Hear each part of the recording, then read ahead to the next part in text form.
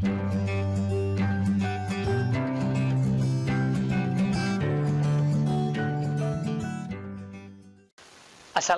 warahmatullahi wabarakatuh.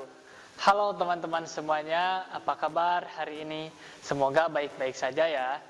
Kembali lagi dengan saya Romi di mata pelajaran kewirausahaan kelas 12 unit 1, yaitu menaksir peluang usaha limbah kayu.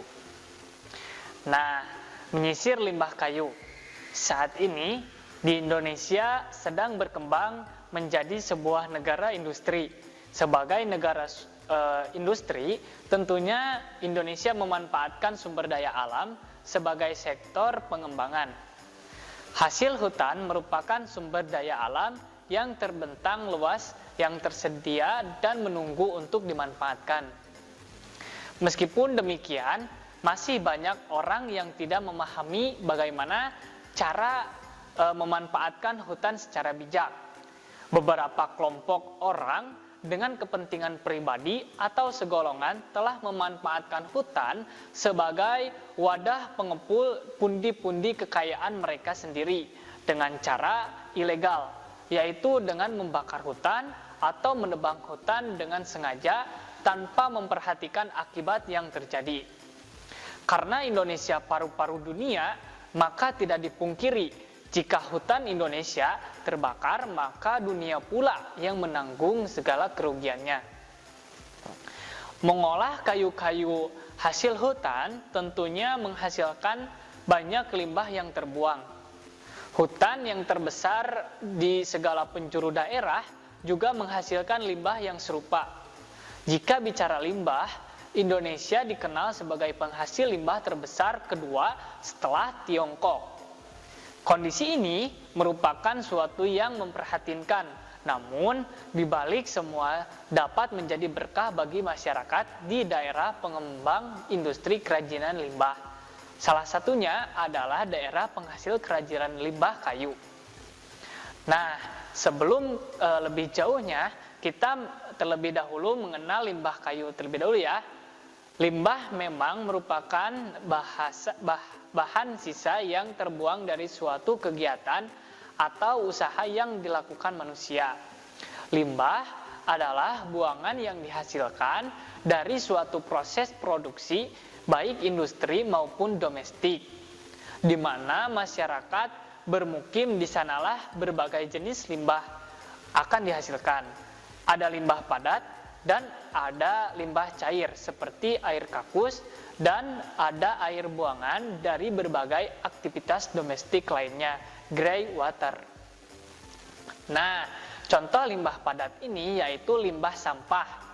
Nah, limbah sampah ini yang seringkali tidak dikehendaki kehadirannya karena tidak memiliki nilai ekonomis. Bila ditinjau secara kimiawi, limbah ini terdiri dari bahan kimia senyawa organik dan senyawa anorganik.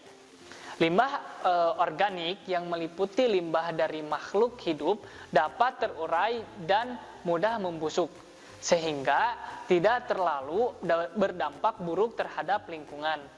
Sedangkan limbah anorganik seperti plastik, logam, kaca, dan sebagainya merupakan limbah yang sulit terurai dalam tanah dan membutuhkan waktu bertahun-tahun lamanya agar musnah. Dengan konsentrasi dan kuantitas tertentu, kehadiran limbah dapat berdampak negatif terhadap lingkaran, terutama bagi kesehatan manusia, sehingga perlu dilakukan penanganan terhadap limbah. Tingkat bahaya keracunan yang menimbulkan oleh limbah tergantung pada jenis dan karakteristik limbah. Nah, sekarang masuk ya, mengenal tentang limbah kayu. Aktivitas manusia di era industri berdampak cenderung memanfaatkan kayu sebagai sumber daya alam utama yang dinilai menguntungkan. Limbah kayu adalah sisa buangan yang dihasilkan dari hasil produksi industri yang memanfaatkan kayu sebagai bahan baku utamanya. Pada sebuah pemanenan kayu di hutan daerah Kalimantan, dihasilkan data bahwa limbah umumnya berupa kayu bulat mencapai 66,16% pada industri pengrajin kayu.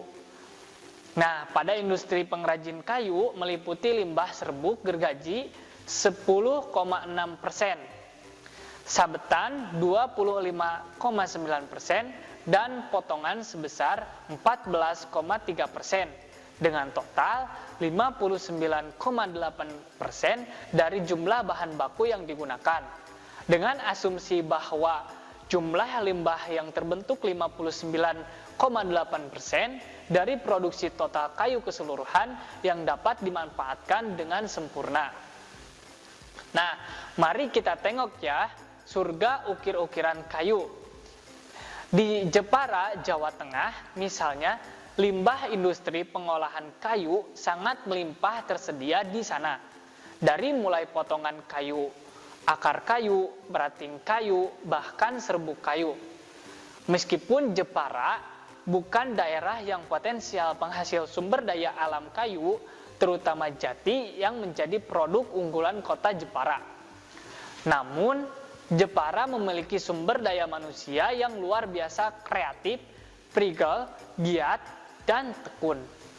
Bahan apapun yang ada pasti menjadi suatu produk yang bernilai tinggi yang dapat dihasilkan oleh masyarakat sekitar.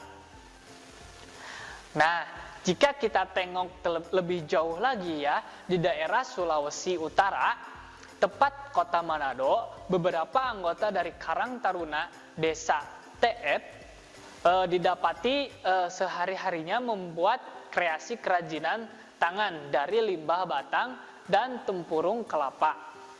Hal ini tidak mengherankan karena mereka memperoleh pembinaan yang terarah berkat adanya pelatihan ekonomi kreatif Karang Taruna, khususnya pembuatan kerajinan tangan.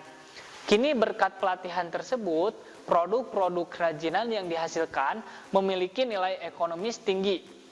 Bahkan, sudah bisa menghasilkan produk seperti meja, kursi, dan tidak hanya berasal dari limbahnya.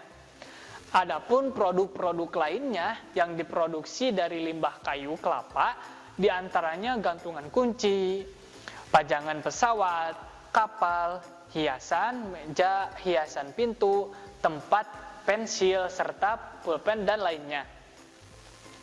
Nah, ini dari contoh dari kerajinan limbah kayu ya. Dari beragam kerajinan yang telah dihasilkan masyarakat Indonesia, begitu diminati baik dari dalam negeri maupun luar negeri.